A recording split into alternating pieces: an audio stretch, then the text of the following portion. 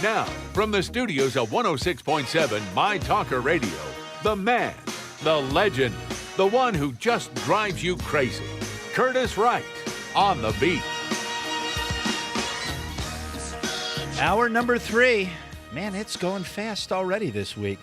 A little colder than we've seen over the last couple days outside. You bundle up and watch the roadways. Again, it's going to be a little colder tomorrow with some clouds and all kinds of maybe some rain throughout the area. Storm coming in. Keep it tuned here on the new 106.7 FM My Talker Radio, and we'll keep you up to date. Well, the race is heating up, of course, for the primary for New Hanover County Commission. Like all races in this primary season, we're about 6 weeks out, and it's getting close for you to start writing down some names and making some notes. And we're going to do the best we can here on the beat to have the candidates in. Again, I know I'm being repetitive, but I want to remind you that the people that you are hearing on this show, the candidates you are hearing on this show, are people who have called and asked for time. So take that into consideration. If you want a job, you kind of have to call and ask for the interview. And that's how I do it in the primary season. Our next candidate, John Dismukes. That's right. I did it. I said it right, You John. said it right. I said it right. Yes, sir, Curtis. Because usually when it gets into my head, I can't get it out. And he is here, a Republican running on the running for a county commission. And you are running against. I got to keep up with the numbers. Is it 8? I believe it's 8 now. I think one has dropped out since it was 9. 8. Yes. 8 folks running for the county commission. We haven't seen that in a long time. Yeah. I've been here a long time, and I haven't remember the last time we saw 8 people running. Yeah. It's been interesting. First time I've ever ran for office, so it's been interesting. Well, welcome. You office. say so welcome to WMYT. I'm running for the office of New Hanover County Commissioner quite simply because I love New Hanover County, you and me both. New Hanover County deserves common sense, fiscal conservative leadership, and the voters deserve a clear choice in the 2014 election. Let's talk about, first, who are you, John? I mean, your background and your experience. And then you said just now, this is the first time I've run for office. So tell folks, what was it that finally made you say, you know what, I'm going to run for office? Well, I consider myself a Republican activist. I'm a precinct chair. I'm the chairman of the FPO 7 precinct, and I've helped a lot of campaigns. I'm from Wright County. It's where I grew up. I've came down here about 3 years ago. I work for North Carolina Wesleyan College. I'm a college administrator, and I manage a partnership between North Carolina Wesleyan College and Cape Fear Community College. But one of the reasons why I've decided to run for office in this election is because when I got involved about 2 or 3 years ago, when I moved down here in the Republican Party, there's a lack of trust and a lack of confidence that I've noticed in the people that I talk to out in the streets with New Hanover County. With New Hanover County and with our elected officials overall. It's like you said on one of your promos, it's not a game. Running for office, holding elective office is not a game. You're not running so somebody can call you Mr. Councilman or Mr. Commissioner. You're running to serve the people, and we need to get back to governing by priority, doing the things that government is supposed to be taking care of and doing those well before we move on to do things, what I call extracurricular activities. Let's take that a little bit further. You say you've been speaking to people these last 3 years you've been here, and it's about setting priorities. What are you hearing from the people about what they believe should be the priorities? And how much different are they than what we're seeing right now in the commission? Well, being good stewards of the taxpayer money, not giving wild incentives to big corporations, helping the small business owner, making it easy to do business and cutting red tape are one of the things I've been hearing with a lot of the small business owners I've been working with in my area. Also, the crime issue, cracking down on this violent crime problem. Until we get a hold of the gangs and a hold of the crime issue, we're not going to be able to attract the industry. We're not going to have the quality of life that we deserve in this county. And that is a fundamental role of government, is to provide for public safety. I'm on the Juvenile Crime Prevention Council for New Hanover County, and a lot of it's state mandated what we have to fund.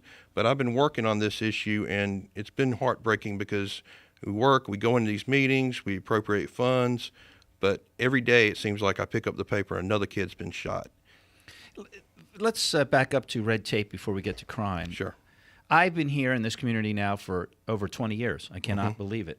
And I have heard from county commissioners and county commissions year after year that this is an important thing. We're going to make it easy to do business, and we're going to cut red tape. Yeah. So why, after 20 years, are we still talking about this issue? Especially with people previously. You've got the Bobby Greers, the Bill Casters, and others, and Ted Davis was there for years, who controlled, and I mean totally controlled, county government. Why do we have this problem? There's a man who was the county manager for years, an assistant county manager for years, and he's now running for the school board after his retirement. I mean, I don't understand. Why is this? These are all Republicans, by the way. Yeah. To me, it comes back to you got Wilmington City Council, you've got the county commissioners, and we have different regulations that are overlapping. One of the examples is Flip's Barbecue. The man had to take his iconic sign down because it didn't meet the sign regulations in Wilmington. He ended up closing his business. Nobody told him he could have that grandfathered in as an historic sign. There's just so many levels of bureaucracy, and we need to work to have cooperation and to cut the bureaucracy down. Now, how we do that, that's the challenge that I'll have to face when I get elected. I've been here for 20 years, and we all saw this years and years ago. We've all asked the big question, why in such a small land area, if you will, why is it that we have two huge bureaucracies? We couldn't get and never did get a consolidated ordinance for development. We've been fought at every turn by people, well, like the people who are on city council who represent real estate and development. Then there's other real estate development people who believe we should cut the red tape. How do you go about doing that? I mean, again, this county commission is another one that has complete control, but yet the issue of this keeps, it just continues and continues. Yeah, it's going to be one. Is there a fear? Let me ask you, I guess, what I'm getting to, John. If elected, who do you believe sets the priorities for this county? The county staff or the county commissioners? It should be the county commissioners. Now, how that works with a county manager dictating what gets done, because the county manager is the CEO of the county. County commissioners kind of like the board of directors. We've got to have the guts to say, look, this is what needs to happen. We need to make this happen for our people that are running small businesses, that are driving the economic engine. Small business creates most of the jobs. We know that. I know that. Yeah. You're sitting right here, and I'm living it. What we see time after time is incentives going to a big corporation instead of using that focus and that money or whatever to help the small business owner. That would really lower the unemployment rate and bring a comeback, Carolina comeback to New Hanover County.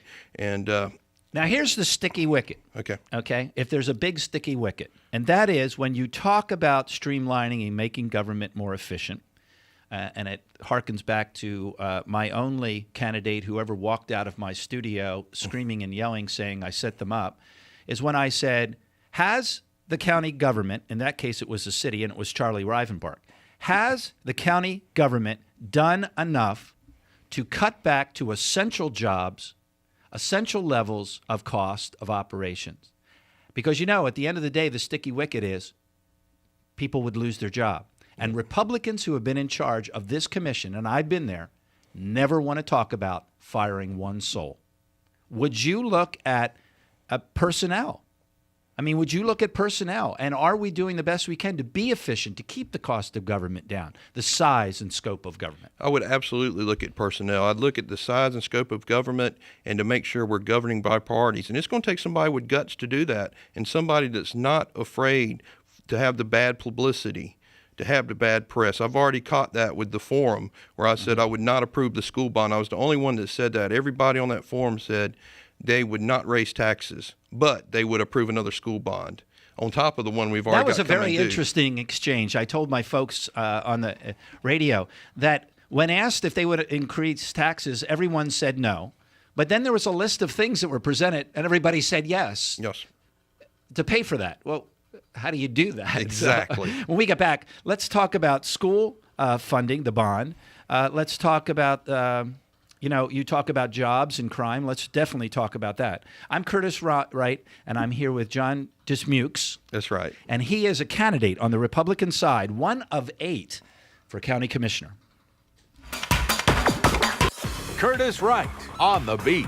Can you think of anything more American? This is the new 106.7 My Talker Radio.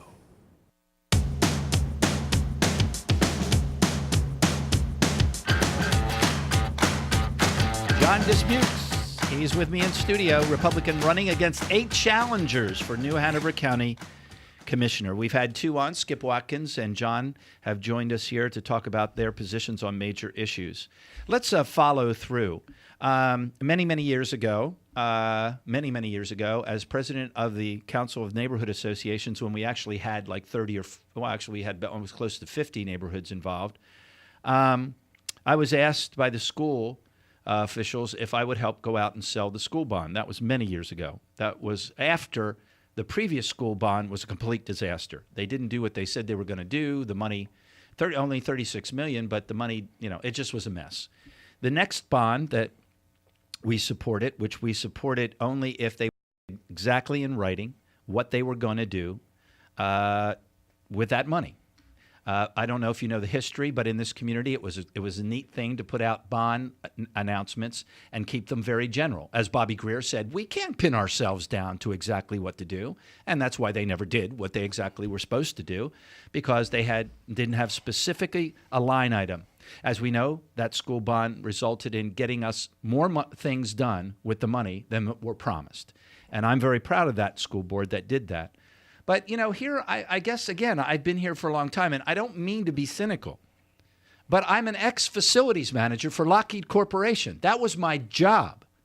And I don't understand that no matter how much money we approve, no matter what we do, we always seem to be in a crisis. I think they started out with $280 million they wanted for the school bond. Now it's down to 100, and I don't know what it is anymore, what the thing. But what is it about us? And would you be different in your position on the county commission to support a policy of paying as we go, maintenance and repair, and putting money away for our capital needs? We always seem to be, well, borrow money, get a lot done, and then when all the SHIT hits the fan again, go borrow some more money and fix the problem. When are we ever going to actually manage our infrastructure needs? Exactly. I don't mean to lead you, but would you be any different in this? I would, because one of the reasons I'm running is because we need to leave a better future in New Hanover County for our kids and our grandkids. And if we keep kicking the can down the road with these bonds and these things that come due and these mandates that are placed on other people that are in office, instead of handling the stuff that we need to handle as far as paying as we go, maintenance, putting aside a rainy day fund for capital needs, and making sure that the things that we're supposed to handle, school's one of the things that the county's supposed to handle, that they're handled properly. I mean, for example, John, I guess because I come from the private sector, if I had gone to my board and I had said, I am sorry, I need to borrow money because I didn't fix the facilities at B1 or A1 in Burbank, they would say, well, what the hell did you do with the money? Well, there was all these other things. We had parties, and I wanted to do this whole thing about bringing up morale. They'd say to me, that ain't your freaking job.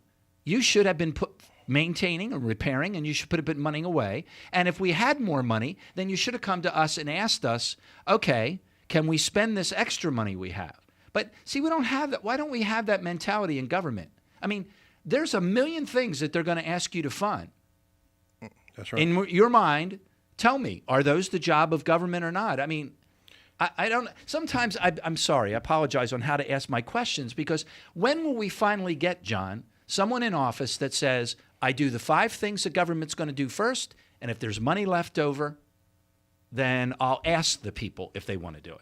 Yeah, and that's what we need to do. And I work for a private college, North Carolina Wesleyan College, and we have to do the same things. We have to build new dorms. We have to keep our facilities up. I'm proud to say my employer has one of the lowest debts of any small college, but we still have to renovate our dorms and build and plan for the future and set aside the money, because we know what's coming. It's not like it's a surprise when stuff needs to get fixed or new schools need to be built. So we need to plan. And we need, like you say, we have got to get back to governing by priority. I mean, they're going to come to you, nonprofits, and you're going to get beat up in the paper if you don't fund a whole slew of nonprofits. Now, if nobody likes to talk about the dirty secret in our community, that every time somebody buys a bottle of scotch, there's money there that goes to nonprofits through the ABC. That's right. And there's other slush funds in all different areas. But, I kind of, I have such a hard time us continually going to the public asking to borrow more money or, increasing taxes. Now, they're going to say they haven't done that. But then we find out our infrastructure's to hell in a handbag and we got to borrow the money. I mean, i.e. the schools. What would you do? What would you do? Because you were the only person that said no, you wouldn't vote for the school bond. Are you saying no to the school bond, or are you saying, no, I'm not going to vote for it until I see the books, until I see the numbers, until I see why we're in this situation? Yeah, that's exactly right. Until I get in there and find out why we're in this situation, what happened to get us there, what have we done with the previous school bonds, have they done what they said they were going to do with the previous school bonds, and how this will impact my people that I represent, my taxpayers. And I'm a taxpayer myself, just like you are, just like everybody listening. And we have to get back to being good stewards of the taxpayer dollars and making sure if we say we're going to do something with the money, that we do it and that we plan for the future responsibly using conservative principles that will basically put us in the right path for growth. And really, that's why I'm running. When I talked with people before I ran, they said, John, don't run. You're too conservative. You're too outspoken. And only two things can happen.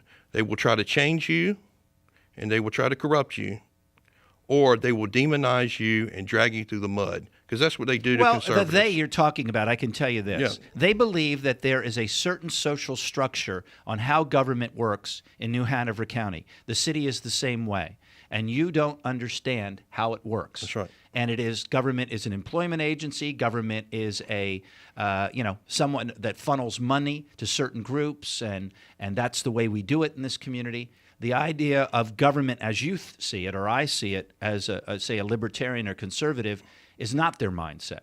They say that's unrealistic. Mm-hmm. You can't do that. Let's talk about crime. Do you believe that we are have been funding, and are funding crime to the proper levels?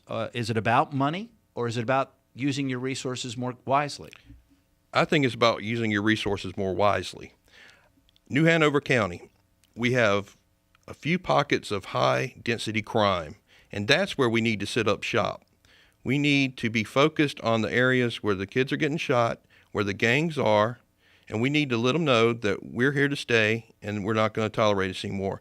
I had the luxury of talking with a lot of people in my, I'm on the Juvenile Crime Prevention Council, and we had a funding meeting, and I talked with a lot of people who are involved with the crime issues down here. Mm-hmm. And I asked them all, I said, what would you guys do if you were in my shoes and you had to make a proposal to the people? And they said, we know who they are. It's in population-wise, there's a few people.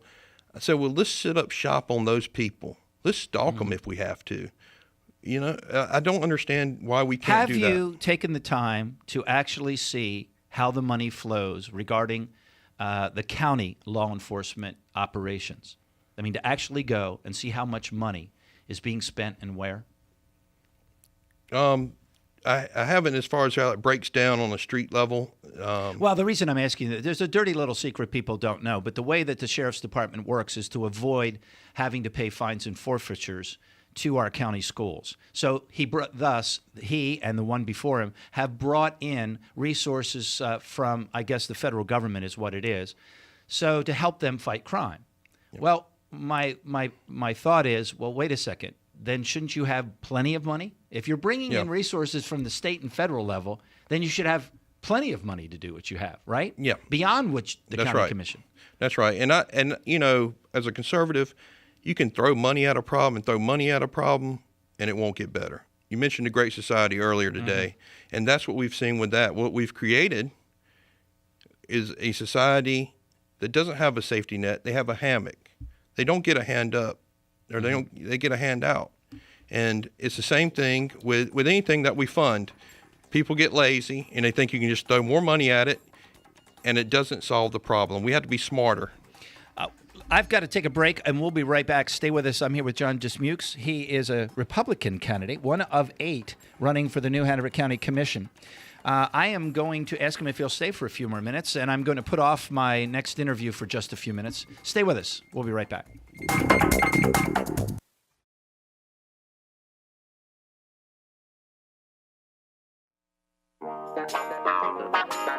It's the new 106.7 My Talker Radio. It's time to get back to Curtis Wright on the beat.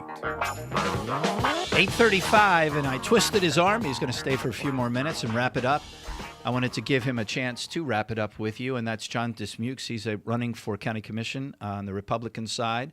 By the way, Claire Crushing will be with us. She's the deputy press secretary for American Health Insurance Plans. She's going to talk to us about the situation with Medicare Advantage and how Obamacare and the administration are causing some great damage to the system.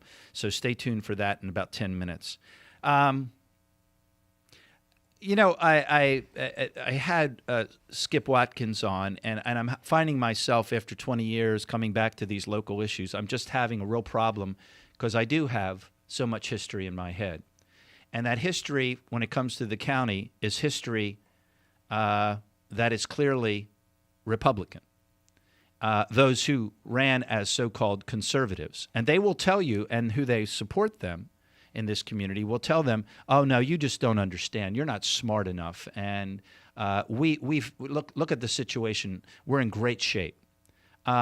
Whether it's a county building downtown that we were told we had to move out of and buy a new building, which, by the way, was part of some real estate swapping going on. No big surprise there.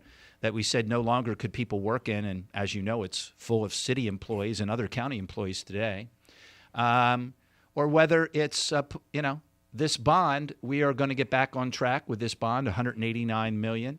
Or whether it's, the Cape Fear Public Utility Authority, what can you say about that? A complete and utter disaster.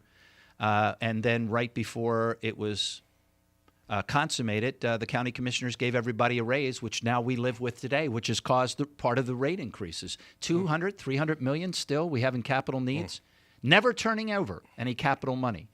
You know, I think the people in this community are conservative people. I think the people in this community are hardworking people that do what they have to do, and that is, I can't live like this. Like government lives. I have to figure out a way to pay my bills, have money aside. When things need to be fixed, I got to fix them. And yet their government has a whole different mentality. And I think they deserve better. I think they deserve a government that sticks to its core priorities and responsibilities, puts money away for a rainy day, and stops this crisis borrowing and spending idea. When we get into trouble, we just go borrow or whatever, and get out of the business of things that we're not in the business of.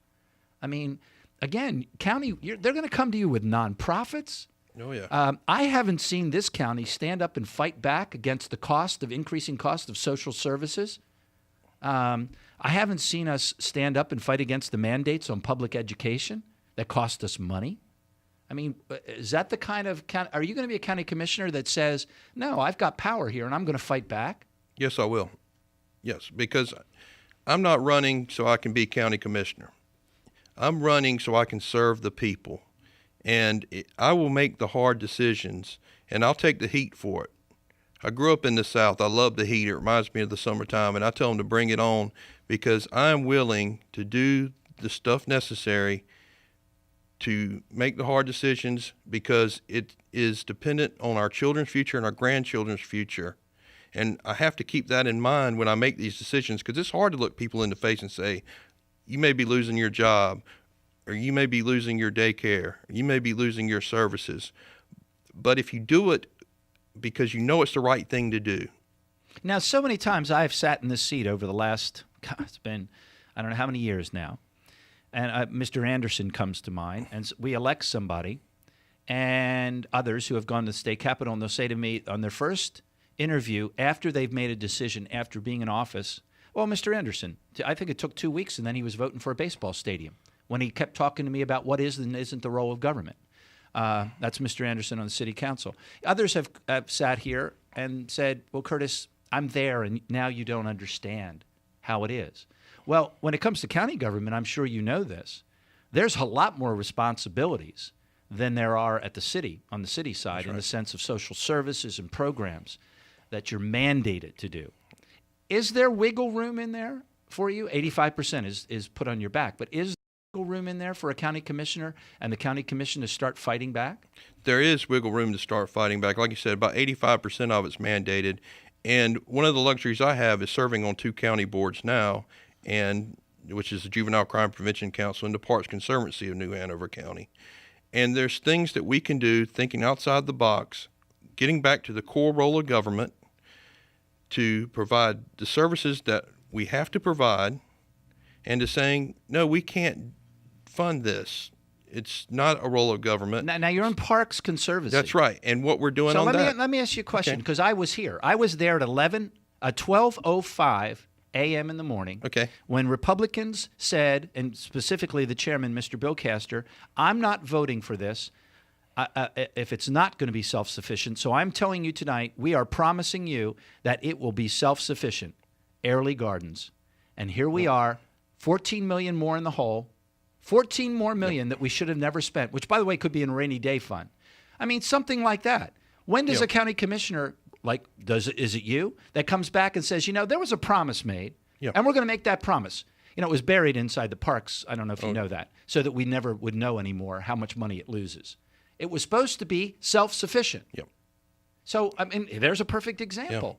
Does a county commission like you come in and say, wait a second, here's promises we made and we're going to get back to them? Yes, we do. And it's also important to have good conservatives to step up and serve on these boards, and to have county commissioners who will appoint conservative citizens to serve on these oversight boards. Like I had the luxury to be appointed to the Parks Conservancy Board, and the good thing about it is self-sufficient. What we're doing is building an endowment years down the road through fundraising and grants that will pay for improving the park system without burdening the taxpayers. That's why I volunteered to serve on that and to be the conservative voice on that. Well, let me ask you a question. As you've been on that committee and more money has been raised, have we seen a decrease in the taxpayer funding? Not yet, because we just got started about a year ago. Look, I'm not trying to put you on the hot seat. You in particular, I'm not targeting you, is what I'm saying.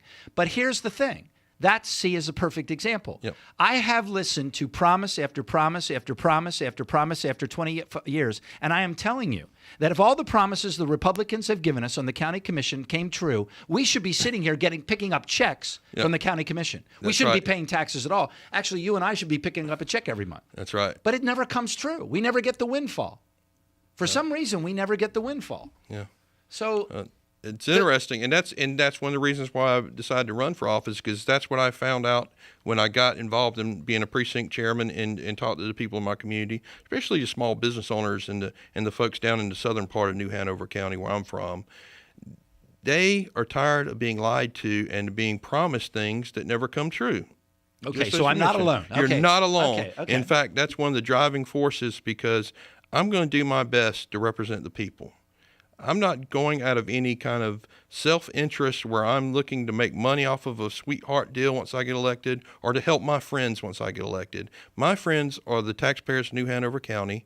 I'll be standing up for them, and I'll be standing up for the conservative principles that my dad raised me with, because I am 100% positive the conservative principles that our country was founded on, government that is supposed to be taking care of a few things and providing liberty for the people to be taking care of the rest, is the best path forward for our county and for our state. Do you believe that there is a better way to communicate or involve citizens in their county government? And if so, what is that? I do believe that we've done a poor job of letting people know how they can get involved.